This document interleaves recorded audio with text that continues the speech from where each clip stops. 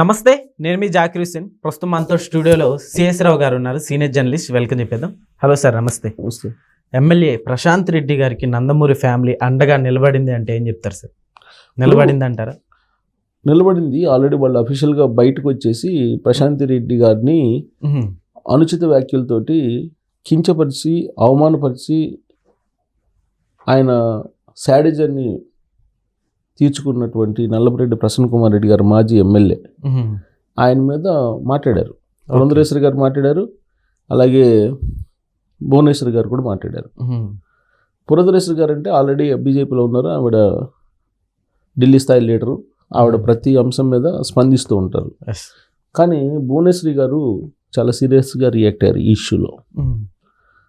ఎందుకు ఎప్పుడు భువనేశ్వరి గారు ఇంత సీరియస్గా మామూలుగా అయితే రియాక్ట్ కారు కదా, బట్ ఈ ఇష్యూలో ఎందుకు రియాక్ట్ అయ్యారు అని అంటే మహిళలకు జరిగినటువంటి అవమానం కాబట్టి, మహిళకు జరిగిన అవమానం కాబట్టి. ప్రశాంత్ రెడ్డి గారు ఎమ్మెల్యేగా ఉన్నారు, కోవూరు ఎమ్మెల్యేగా ఉన్నారు.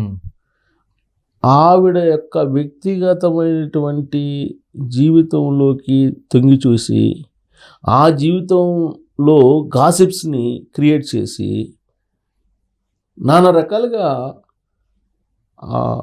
ఒక రకంగా చెప్పాలంటే ర్యాగింగ్ చేశారు ప్రసన్న కుమార్ రెడ్డి గారు. అది ఆయనకు తగదు. దారుణమైనటువంటి పదజాలను ఉపయోగించారు కించపరచడానికి కూడా. అది ఏ మహిళ కూడా ఆ వ్యాఖ్యల్ని సమర్థించరు. బహుశా నేను అనుకుంటా అవి విన్న తర్వాత భువనేశ్వరి గారు కూడా హర్ట్ అయి ఉంటారు. ఎందుకు హర్ట్ అయి ఉంటారంటే చంద్రబాబు నాయుడు గారిని వల్లభలేని వంశీ, అలాగే కాకినాడ మాజీ ఎమ్మెల్యే ద్వారంపూడి, వీళ్ళు అప్పట్లో అసెంబ్లీలో భువనేశ్వరి గారి గురించి మాట్లాడారు, అనుచితమైనటువంటి వ్యాఖ్యలు చేశారు. అప్పుడు పెద్ద ఎత్తున మహిళల నుంచి బాగా వ్యతిరేకత వచ్చింది. ఈవెన్ ఎవరైతే కించపరిచారో వాళ్ళ ఇంట్లో ఉండేటువంటి వాళ్ళ సతీమణులు కూడా వాళ్ళని నిలదీశారు. ఆ విషయాన్ని రీసెంట్గా చెప్తున్నారు కదా, వాళ్ళే నిలదీసినటువంటి పరిస్థితి. అలా ఎలా మాట్లాడతారు అసెంబ్లీలో అని? అసెంబ్లీలోనే కదా, అసెంబ్లీ బయట అయినా మాట్లాడకూడదు కదా. అసలు వైఎస్ఆర్ కాంగ్రెస్ పార్టీ వాళ్ళు భువనేశ్వరి గారిని, బ్రాహ్మణి గారిని, నారా లోకేష్ గారిని ఎవరిని వదిలిపెట్టలా. తెలుగుదేశం పార్టీ వాళ్ళని ఎవరిని వదిలిపెట్టలా.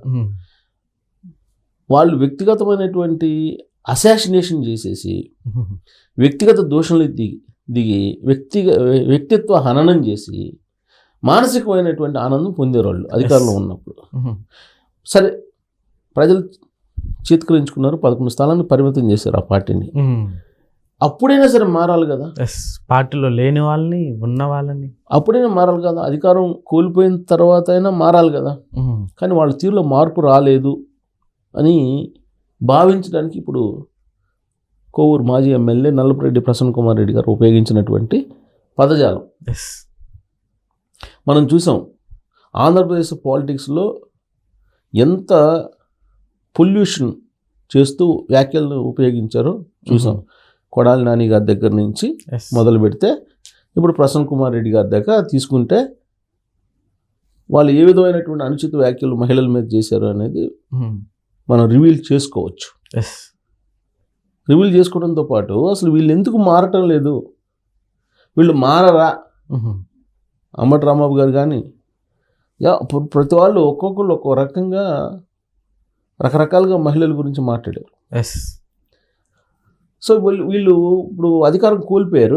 అధికారం కోల్పోయిన తర్వాత రీకాల్ కావట్లేదు. మనం చేసిన తప్పు ఏంటి, మనం ఉపయోగించినటువంటి పదజాలం ఏంటి, అలా అనొచ్చా అనేటువంటి సోయ కూడా వాళ్ళకి లేదా అనేటువంటి భావన ఇప్పుడు కలుగుతుంది. ఈ నల్లపురెడ్డి ప్రసన్న కుమార్ రెడ్డి గారు చేసినటువంటి కామెంట్స్ని చూస్తే, ఆయన చేసినటువంటి కామెంట్స్ సభ్య సమాజం ఏది కూడా ఒప్పుకోదు. విచిత్రమైన పరిణామం ఏంటంటే ఆయన మళ్ళీ రియాక్ట్ అయ్యారు. తాజాగా రియాక్ట్ అయ్యి నేను చేసినటువంటి వ్యాఖ్యల మీద నిలబడతాను, నేను వెనక్కి తీసుకొని నేను క్షమాపణ చెప్పను అంటున్నాడు ఆయన. మహిళా కమిషన్ కూడా సీరియస్గా తీసుకుని నోటీసు పంపిస్తారు. అవసరమైతే నేను మహిళా కమిషన్కి వెళ్తాను అంటున్నారు. మహిళా కమిషన్కి వెళ్తాను, జైలుకి వెళ్ళి కాకాని గోవర్ధన్ రెడ్డి గారి పక్కన నేను కూడా కూర్చుంటాను, జైలుకి వెళ్ళి నేను మాట్లాడినటువంటి మాటల మీద నేను స్టాండ్ అయి ఉంటానని చెప్తున్నారు ఆయన. ఓకే, అంటే ఆయనకి ఇంతమంది వ్యతిరేకిస్తున్నా కానీ, ఇంతమంది అభ్యంతరం పెడుతున్నా కానీ ఆయన మాట్లాడినటువంటి మాటలు తప్పుగా అనిపించట్లేదు ఆయనకి.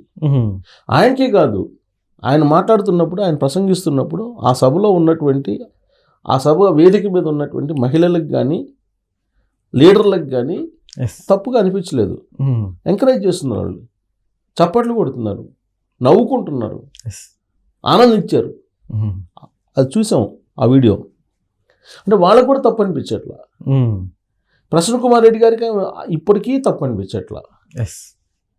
అందుకే సీరియస్గా తీసుకున్నారు భువనేశ్వరి గారు, పురంధరేశ్వరి గారు.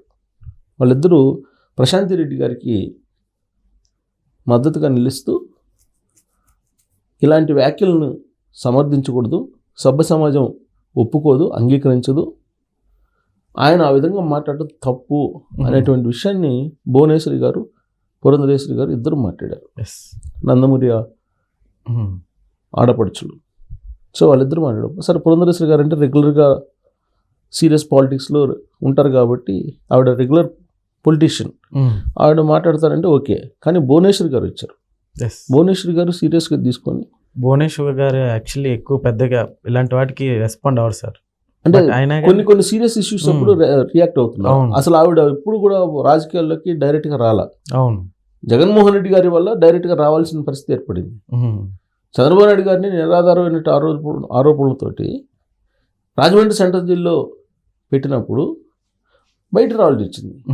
బయటకు వచ్చి ఆవిడ రాష్ట్రం మొత్తం తిరిగారు కదా, సభలు పెట్టారు కదా, నిజం గెలవాలి అని. నిజం గెలవాలి అనేటువంటి కార్యక్రమం ద్వారా మహిళలందరితోటి ఆవిడ ఇంటరాక్ట్ అయ్యారు. దాంతో ఆవిడ మహిళల్లోకి వెళ్ళిపోయారు. ఆవిడ వాయిస్ మహిళల్లోకి వెళ్ళిపోయింది. నిజం గెలవాలని అనేక చోట్ల సభలు పెట్టారు, సమావేశాలు పెట్టారు, కుప్పంలో పర్యటించారు చంద్రబాబు గారి గెలుపు కోసం. అంతకుముందు ఎప్పుడు రాలేదే భువనేశ్వరి గారు. ప్రత్యక్ష రాజకీయాల్లోకి, ప్రత్యక్ష రాజకీయ వేదికల మీద ఎప్పుడు కనపడలేదు. ఇప్పుడు మరి కనపడాల్సిన అవసరం ఎందుకు వచ్చింది 2024 ఎన్నికలకు ముందు అంటే జగన్మోహన్ రెడ్డి గారి వల్ల. బ్రాహ్మణి గారు కూడా కనిపించారు కదా రాజమండ్రిలో. వీళ్ళు చంద్రబాబు నాయుడు గారు మళ్ళీ బెయిల్ మీద వచ్చేంత వరకు కూడా అక్కడే ఉన్నారు కదా బ్రాహ్మణి గారు అలాగే భువనేశ్వరి గారు ఇద్దరు. దానికి కారణం ఏంటి? జగన్మోహన్ రెడ్డి గారు చేసిన పని. పైగా మహిళల్ని కించపరుస్తూ మాట్లాడినటువంటి మాటలు ఆవిడని హత్య చేస్తాయి కదా. అసెంబ్లీలో ఆవిడ్ని కించపరుస్తూ మాట్లాడారు కదా వీళ్ళు. సో ఇవన్నీ కూడా ఆవిడలో ఉన్నటువంటి నాయకత్వాన్ని, యాక్చువల్గా ఆవిడ హెరిటేజ్ కంపెనీ నడుపుతారు. నాయకత్వ లక్షణాలు ఉన్నాయి, బై బర్త్ నాయకత్వ లక్షణాలు ఉన్నాయి ఆవిడకి. డ్రైవర్ గారి కుమార్తె నాయకత్వ లక్షణాలు లేవని అనుకోవడానికి లేదు కదా. కాకపోతే అవసరం లేదు కాబట్టి రాలా. ఇప్పుడు అవసరం వచ్చింది కాబట్టి బయటకు వచ్చారు. బయటకు తీసుకొచ్చారు జగన్మోహన్ రెడ్డి గారు. బయటకు వచ్చిన తర్వాత ఏమైంది? జగన్మోహన్ రెడ్డి గారికి 11 స్థానాలు పరిమితం అయ్యారు. ఇప్పుడు 11 స్థానాలు పరిమితం అయినా కానీ వాళ్ళ భాషలో మార్పు రావట్లా.